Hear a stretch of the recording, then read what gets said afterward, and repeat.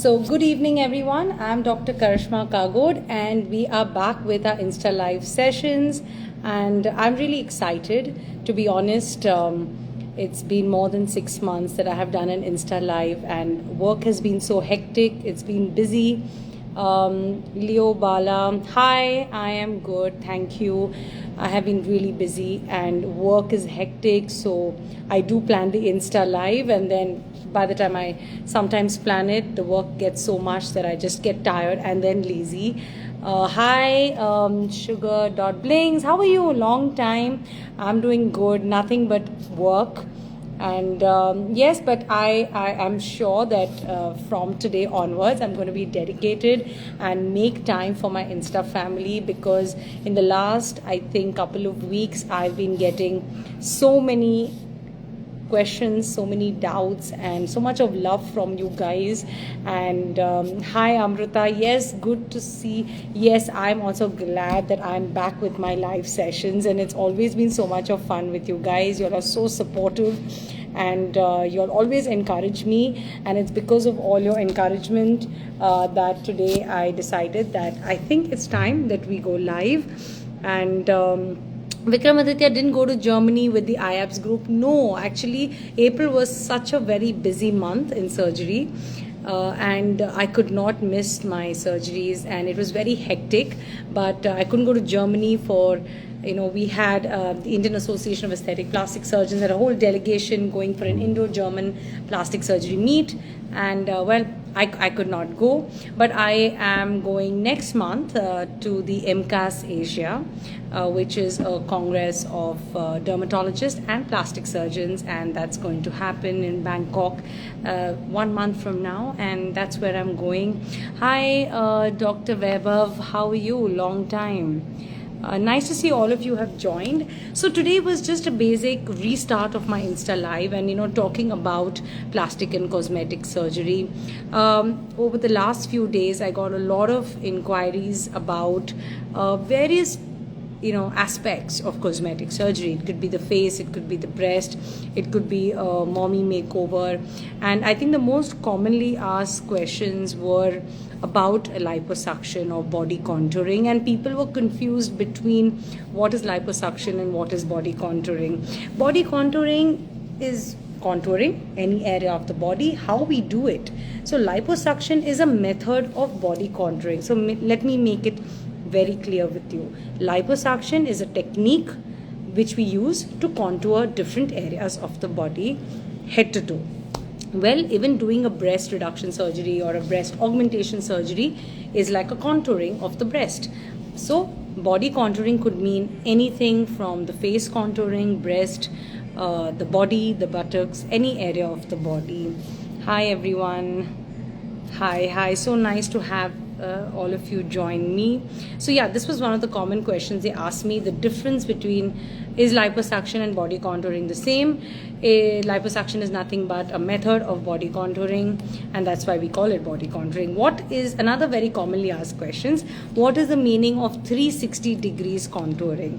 So when we talk about 360 degrees, it's basically all around. So when I say I'm going to do a 360 degree arm contouring, I'm going to do it all around. Abdomen 360 degrees, it is circumferential. It is nothing but just doing an entire area of the body as a single unit. So we treat every area of the body as one unit. So it's not ideal to just do liposuction of the front arms or the back of the arms, or just do the front tummy and leave the waistline. So it's always appropriate when you do it 360 degrees, that is all around the particular unit, you get an overall result.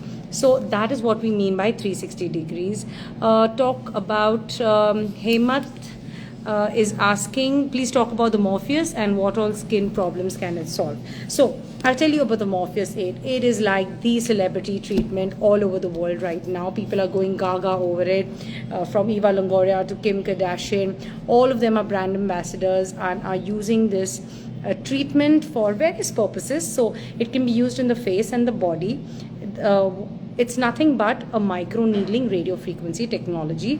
So there is a probe which has these micro needles in it, and these needles penetrate into the skin at various depths. So the good and effective part about the Morpheus is that it can penetrate to depths up to 7 mm, and we can use it for the body. So the micro needling helps in the skin resurfacing and collagen stimulation along with the radio frequency heat. So we can use it for skin tightening, for superficial fat reduction, because especially in the body it goes to the depth of 6 to 7 mm. Now the superficial fat is at that particular layer, and hence when we do the micro needling with radio frequency, the heat. Now I would not call Morpheus 8 a method of fat reduction. To be very honest, it can be used for small areas of the body and see a marginal difference. So maybe for the double chin, a little bit of fat on the face, small areas of fat on the abdomen, and men or women who have a little bit of skin laxity in certain areas of the body. I feel any non-surgical technique like the Morpheus gives very good results if someone doesn't want surgery, wants some amount of collagen stimulation. And the best part about Morpheus is that you can adjust the depth at which the needles penetrate. So you can use it for skin resurfacing, acne scars, burn scars, hyperpigmentation, just for exfoliation by doing a very superficial technique, and then you can go deeper, which will do a deep dermal skin collagen stimulation, remodeling, and thereby giving you a tightened skin. So we use it for even stretch marks, for laxity of skin. And so all of this can be done just using the Morpheus. We have the probe, can be used for the face as well as the body. You have a one-time disposable micro needling part which is given to you, and you can use it up to 6 sessions. So, well, a hair loss problem. Well, when it comes to hair loss, hi Shweta, hi Smriti, how are you? Nice to see all of you join in. It feels good to be back, and all of you supporting me. Well, hair loss is a problem that all of us have faced at some point of time in our lives, and whenever you do face it, I think we should not panic and stress about it, because stress itself gives you more hair loss. So it's very important, check first your internal issues. How is your lifestyle, your diet, your vitamin intake? Do you have any multivitamin deficiencies? Check on the internal problems. Once you have checked on the internal problems, then you can take external supplements if you are deficient in certain vitamins, and you can supplement with hair serums. You can do a PRP. We do the GFC at our clinic.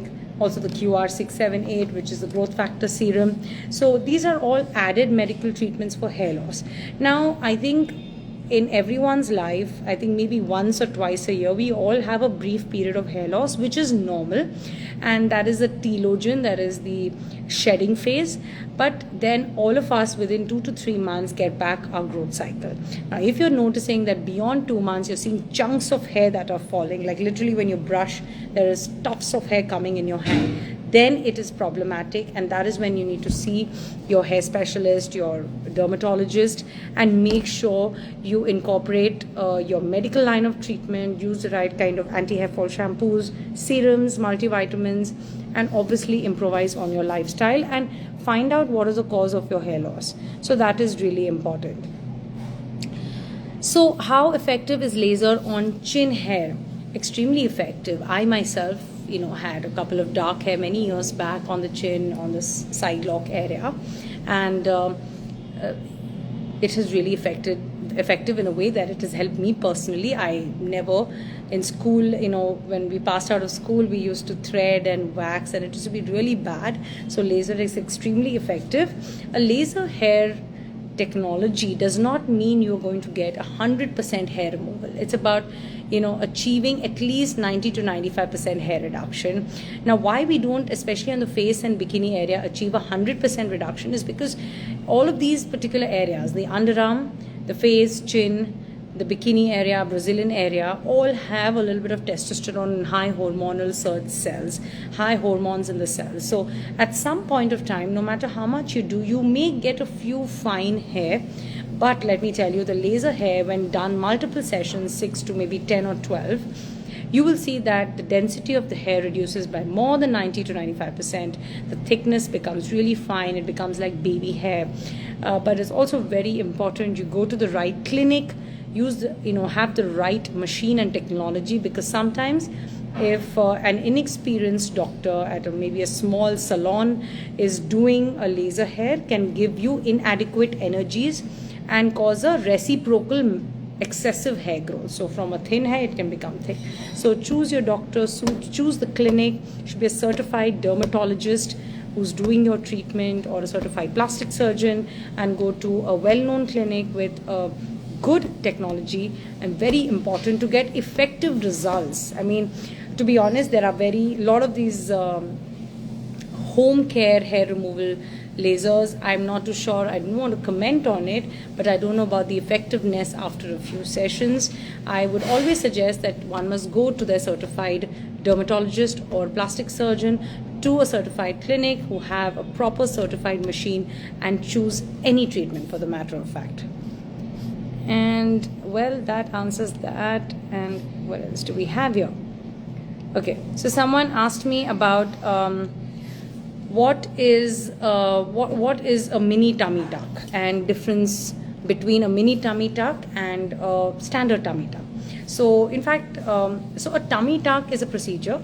Medically, it's also called as lipoabdominoplasty, which means we are removing excess skin as well as fat from the front of the abdomen, in most commonly, but we combine it. Why is it called lipo and abdominoplasty? A plasty means we are repairing. We're repairing the muscles in the midline of the stomach. We are repairing and repositioning the belly button. At the same time, we are removing excess fat around the abdomen, along with excess skin wherever present, and most commonly in the front of the abdomen. A tummy tuck, someone asked me an interesting question. Can tummy tuck be done for men? Absolutely. I have performed many tummy tucks for men as well as women. The common indications for men are usually those men who have lost massive weight, either through bariatric surgery or just by diet and lifestyle. And when they lose a lot of weight, and if they haven't done too much of strength and weight training, they develop loads of sagging skin in the lower abdomen, sometimes in the flanks, and even in the lower back. So I have performed a lipoabdominoplasty for men, and we have also had to repair their muscles, do the entire same process that we do for a woman. Now, why we see it more common in women? Because obviously there are more number of women who've had multiple pregnancies, have had weight fluctuations. So in general, we see the procedures more common in women, but yes, I do perform them, and I have done them in a lot of male patients. It can be done. And a mini tummy tuck is when they have very little skin just at the bottom of the tummy, just below the belly button, not much of fat around. We do not have to disconnect the belly button, just remove that extra skin. So the scar will be rather very short, almost as much as a C-section scar, not longer than that. When we do a standard tummy tuck, we have to extend these scars because the skin, excess skin, is extending to the sides. When we do an extended tummy tuck, we have to make your cut even beyond up to the flanks. Now, why that is essential is because we have to remove all of that excess skin and fat which is going on to the sides. If we don't, and we try to cut short the incision, then you will have these bulges on the side, what we call dog ears. And these bulges look really ugly. And sometimes we cut short the incision, pull the skin from the sides, and land up having these dog ears. And later, after 6 months, 1 year, have to do a small revision procedure for these dog ears and maybe possibly extend the scar. So we rather extend the scar a little than have these bulges on the sides which look ugly. And let me tell you, the scar of a tummy tuck fades over 1 to 2 years, just like a C-section scar. We plan it within your underwear line, and many of the patients even hide it in a bikini. So it's very well planned incision. There are a lot of pre-procedure markings which go into a tummy tuck. So I think that should answer your question. And sorry. Hi everyone. So the other question was, what is the Forma? Forma by InMode is another technology for skin tightening, skin remodeling, collagen stimulation, and this does not have a downtime. Like we spoke about the Morpheus 8, which has maybe 3-4 days of a downtime, a little bit of scabs on the face, and the scabs have to peel off, and you start seeing the results in 3 to 6 weeks when the skin tightening happen. Also, when people who have large pores, we do the Morpheus, and once the scabbing clears, they notice a smoothening in their pores, a slight shrinkage in the pores. Now, the advantage of Forma Unlike Morpheus, it is literally feels like a hot stone massage, and we have two probes, one for the face, one for the body, and you can get an instant skin tightening and a skin lift, and especially superb results on the face, on the double chin, on the neck. But because again it is non-surgical, it has to be repetitive and you have to do maintenance session. We advise for former, you do at least 6 sessions, maybe 10 to 15 days apart each session. And after you've completed your session, see your results and do a maintenance once in 3 months or maybe 6 months. So I got a question. How can we do a breast lift without surgery? So I'm going to make this very clear for you. I get this question asked very commonly by most women, and I feel bad that I have to give an answer that there is nothing but surgery that can lift a very sagging breast. I have heard a lot of nutritionists, trainers claim that with a lot of chest exercises, a sagging breast can be lifted up. But as a surgeon, as a doctor, a lot of my colleagues will agree with me. It is impossible once our breast starts sagging to get a lift without surgery. There is no creams, ointments, pumps or straps which can do it. Yes, the exercise is very important. The chest weight training is very important. It does get your pectoral muscle stronger and probably can get your upper part of the breast a little firm. But once the nipple is facing downwards and the position is highly distorted and there is an extensive sagging, as we call beyond grade 2 to grade 3, there is no way that any exercise, chest weight training, can lift that nipple up. So if you're one of the unlucky women who are experiencing it, and if someone tells you that doing chest exercises or certain creams and Ayurveda or homeopathy is going to lift the breast, unfortunately not. Breast reduction or just a breast lift or a combination of this is your most likely option. And I know most women are hesitant to undergo a surgery. I totally understand the hesitancy, but also there are certain facts that I think one must know and not be, go and follow certain myths which are not true. You must know the facts and at least know what is the problem, what are the options, and what you're hearing, is it true or is it not? So breast lift, breast reduction with lift. Now there are some women who get a very minimal sagging after multiple pregnancies and lose a lot of volume in the breast. Now, they don't have much of sagging breast, just the volume reduces. So in such situations, again, how do you gain the volume? There is no way any exercise can give any volume to any part of the body. So we have to provide volume, and that is when we do breast augmentations using implant or fat. And implant gives a more permanent results, especially in skinny women who are, training a lot, are athletic women, very skinny, more muscular, and have lost the volume of the breast. It is not possible to do fat because we won't get fat from another area of the body. So in those circumstances, implant is the best option. It's a very simple procedure, but the only option. Fat is not an option. Why can't we do fat transfer? Yes, you can do fat transfer. That is only if you have sufficient quantities of fat in the body to transfer. You can transfer fat to the buttock, to the face, to the breast. In the breast, we use it for augmentation, sometimes to correct a tuberous deformity. In the buttock, we use usually for augmentation and shaping, correcting the hip dip. And in the face, we use it not only for volumizing, but also for rejuvenation in the way of nano fat, micro fat.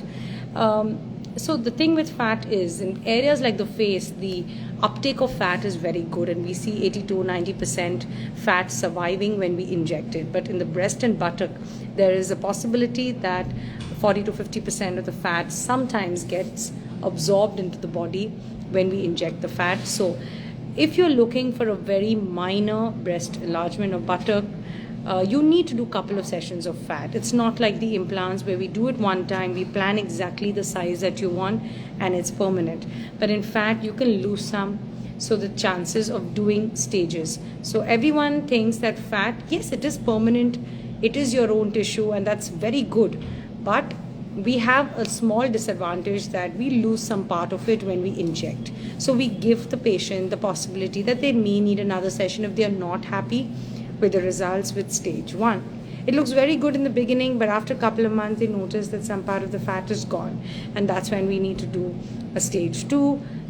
I have had patients who've come to me after 6 months, 1 year, lost weight, and then have kind of lost the fat in where we've injected, and we've done a second and a third session. So that's the difference. Fat is your own tissue. Implants are absolutely safe today. Fats are safe. Fat has a disadvantage that we are taking, scarring another area of the body. In implants, we are not scarring any other area of the body. I think everyone must get out of the myths about breast implants. They are 4th generation, form stable, highly safe and certified implants as of today, unlike what we had many years back. The technology, the surface technology, the composition of these implants have improved tremendously. So don't worry about implants. Get out of the block. If you are looking for fat, you have enough tissue in the body, yes, fat transfer is an option. You should be prepared for multiple stages. And that answered the question. Let me see if we have any more questions. Hi, Dr. Preeti Yadav, how are you? I think I am just scrolling wrong. Oh, there are a lot of doctors who have joined us. That's so nice. So it's good. It's hi Shway, how are you? Thank you for joining, and nice to have you in our Insta live. And another question I got is, commonly asked question, patients who come to me is talking about gynecomastia. And I do see a lot of men, even including bodybuilders and trainers, having gynecomastia. Honestly, at the end of the day, if you have a true gynecomastia, it cannot go with any exercise possible. You could be a bodybuilder. We see it post-steroid intake gynecomastia. It's nothing but an overgrowth of male breast tissue.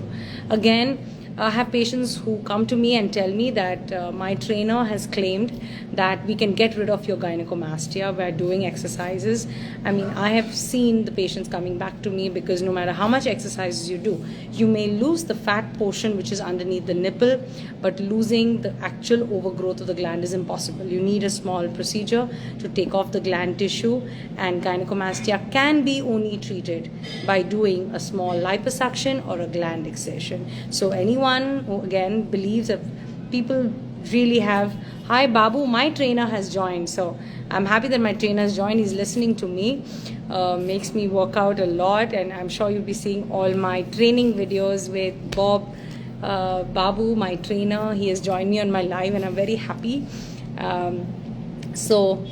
He too, as a trainer, I discuss with my trainer as to, these are the areas of stubborn fat in the body, and few women have certain stubborn fat and men have stubborn fat in certain areas, usually the love handles or the lower belly, and women usually see it in the hips, that like the saddlebags, the inner thighs, and some women, especially South Indian women, have stubborn arm fat. They could be really skinny but having this stubborn arm fat and not getting definition. So I keep arguing, personally I myself have a small little saddlebag fat which I've challenged my trainer that we're going to get rid of, and he challenges me that, so I'm trying my best, but I do know that especially saddlebag hip fat, theoretically and medically speaking, it has been a lot of research done on it. Sometimes a person loses loads and loads of weight, could be strength training, weight training, and still a little bit of fat remains because it's a genetic diet resistant and exercise resistant fat. And I think with all the training that I'm doing, my trainers really helped me to reduce the kind of the fat bulge that I had in my hip region, and now it looks very inconspicuous even in my dresses. But I still believe there is a little bit, as I keep telling him, at some point I think I will do a liposuction and totally get rid of it, even if it's just an inch. So that's how stubborn fat can be. You could be really working hard and it still is stuck to you and you just wanted to get rid of it. Well, that is stubborn fat. Hair supplements, you have a lot of biotin based hair supplements, zinc, choose something like a BTN Ultra. Folly hair, I like BTN Ultra recently because it has a higher concentration of biotin, folic acid and zinc in it. So these are 3 essential components which should be there in your hair supplement. Remember, good skin, good hair is everything to do with your internal lifestyle. So smoking, alcohol, your daily lifestyle in terms of food, nutrition, all of it matters. Hydration, yes, sometimes there could be a genetic pattern of hair loss, a genetic pattern of acne, and yes, the moment you notice these things, please get medical help. Meet your certified dermatologist, cosmetologist or cosmetic surgeon and make sure you get the appropriate treatment immediately. So well, I think I have answered most of the questions. Hello, Mr. Neeraj, how are you? Thank you for joining. Hi, Sneha, how are you? Thank you. Happy Saturday, happy weekend. And my anesthetist too, Dr. Amjad, has joined me. I can't believe it. So my anesthetist, he's the super anesthetist, Dr. Amjad, and the anesthesia, the daycare anesthesia that we do at Dr. Karishma Aesthetics is fantastic, and I can say it very proudly that our team of anesthetists do a wonderful job. All of you who are scared of anesthesia, you meet Dr. Amjad, and I think he'll completely calm you down. And obviously, a thorough medical evaluation is very essential before any surgery, not just plastic surgery. Obviously, in plastic cosmetic surgery, you're coming to us absolutely normal. There's no medical issue with you. So we have to make sure that your anesthesia is perfect. But most of our patients, in fact, most of our patients are alert within 15 to 20 minutes after the surgery. We have a recovery room. You'll be there for about an hour. We'll be observing you, make sure that you're absolutely awake, alert, having sips of water, and then shift you to your room. And our anesthetists are very well, operating theatre as well as anesthetists are well equipped and a good backup to make sure that you're absolutely fine and out of the surgery. And hats off to them to really make our surgeries extremely safe. Another question is tummy liposuction advised for skinny girls with only tummy fat? In fact, the ideal situation to do liposuction is for these situations where you are exercising and dieting really well, you are thin, and possibly you don't need a liposuction, but there is this one bit of stubborn fat not going. As I repeated earlier, the ideal patient for liposuction is those people who are dieting, exercising, have a good lifestyle, are getting rid of as much of fat in the body, but sometimes no matter how much they do and efforts they make, they still have stubborn pockets of fat, and that need not be in the tummy, it could be anywhere in the body. Liposuction is definitely the ideal situation. Now, there are times where you would see that I'm doing liposuction a little heavier persons, but yes, for some of them they need that booster and that self-confidence, and for them they have tried and given up, and probably a little bit of liposuction can give them the added booster. So, but yes, tummy liposuction can be done. In fact, the lesser amount of fat that we need to take off, the shorter is your procedure, the shorter is the anesthesia, faster is the recovery, lesser is the pain, less bleeding, less side effects, and you're back to normal daily routine much faster. You can walk and go home immediately the same day of this procedure. So, hi Venus, how are you? I think Lakshmi, oh, thank you so much. She says no questions, but a big hug to you and your staff. Have been visiting since Jan, and every time it's a comfortable experience. Lakshmi, thank you so much. I'm very grateful to you for giving us such kind words, and I hope we can live up to expectations. There are times where as human beings we may not live up to someone's expectations, but we try our best, and we are doctors, my staff, but sometimes if there has been any untoward incident or any shortcomings from our end, we regret it, but we always hope that we can work on any inconvenience and always give you a good experience. Thank you so much, Lakshmi. And so, well, I think I have wrapped up all of the questions. Just swiping. Hi Kiran, how are you? Hi, Dr. Amiteshwar. Hope you're doing fine. Um, well, yeah, actually, Hi, Sangeeta. How are you? Have a good weekend. Dr. Seema, thank you for clearing the doubt.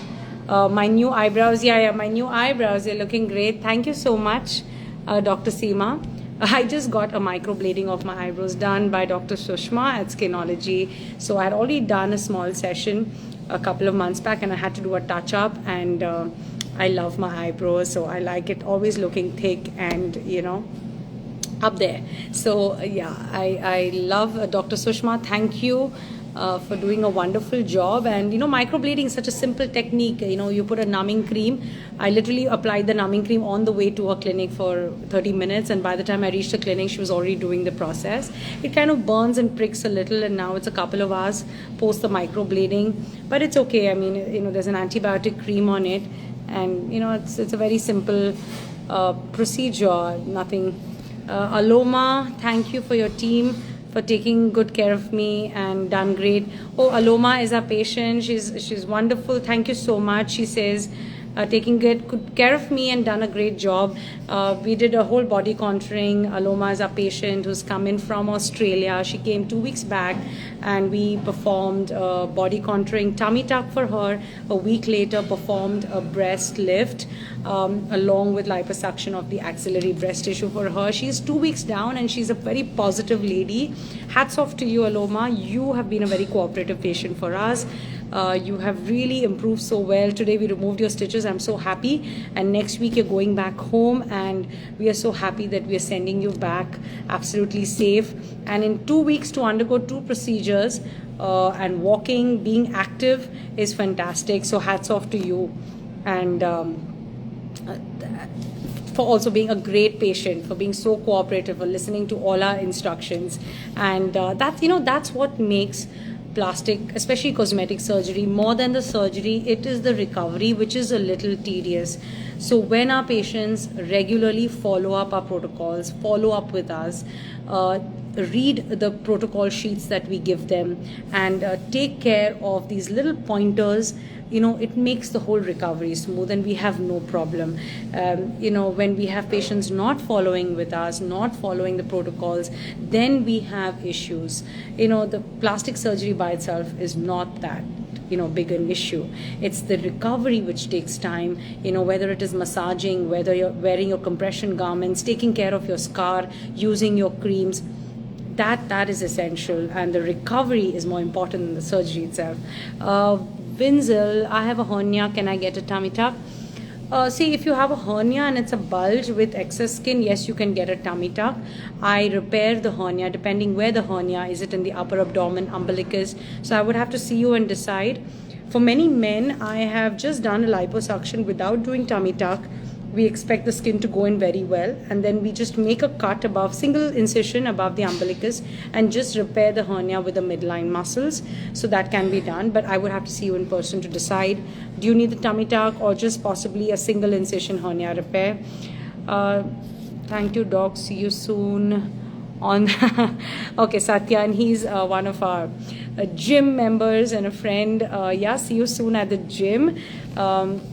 To all my patients out there, body contouring, whatever I do is not the end of story. I'm very strict with all my patients. All of you must know that all of my patients have been told by me to be very regular with their lifestyle, with their diet and exercise. I believe diet and exercise is the most important thing, not just liposuction or tummy tuck or anything. These are the added boosters to your lifestyle and to your exercise and diet. So if you're not exercising, dieting, I'm very strict with them that they must start.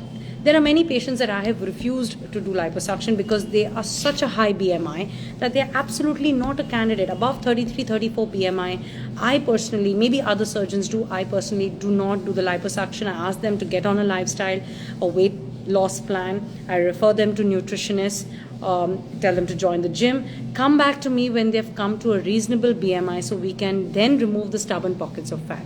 So I truly believe in lifestyle, exercise. Liposuction is the added self booster. But yes, exercise cannot end. And my patients who come to me years later with good results are the ones who are maintaining the lifestyle. So liposuction is as permanent as you keep it, and how you maintain your lifestyle. You can keep the results forever. So it all depends on you. Can the scars go away? Liposuction is a keyhole surgery, but yes, tummy tuck is a slightly long scar. We plan it below your underwear line, and most of the men also, kind of it hides below. It fades over some period of years, but I don't see it. It will be a fine line at the end of the day. Oh, wow, my throat is getting dry. Well, I think I have covered up all the questions. It's been a lovely first session, and we've covered surgical, non-surgical skin treatments. And thank you to my Insta family. Thank you, all of you who have joined me today, my doctors, colleagues, friends, and my Insta fam, whoever joined me today and supported me on my first Insta live after long. Okay, last question, Vinzel. Downtime for a tummy tuck. It's too long to explain right now, but I will tell you to just hop on to my YouTube video, Dr. Karishma Aesthetics, and you will get an A to Z video on tummy tuck. There is a recovery video, how the procedure is done. It will give you all the information. All of my patients get a recovery protocol sheet after the surgery, and we ask them to read it again and again and keep reminding them that those pointers and recovery pointers are very important during the recovery phase. Well, I'm going to end the session now. I'm very happy that I started this, and we're going to do every weekend a live session.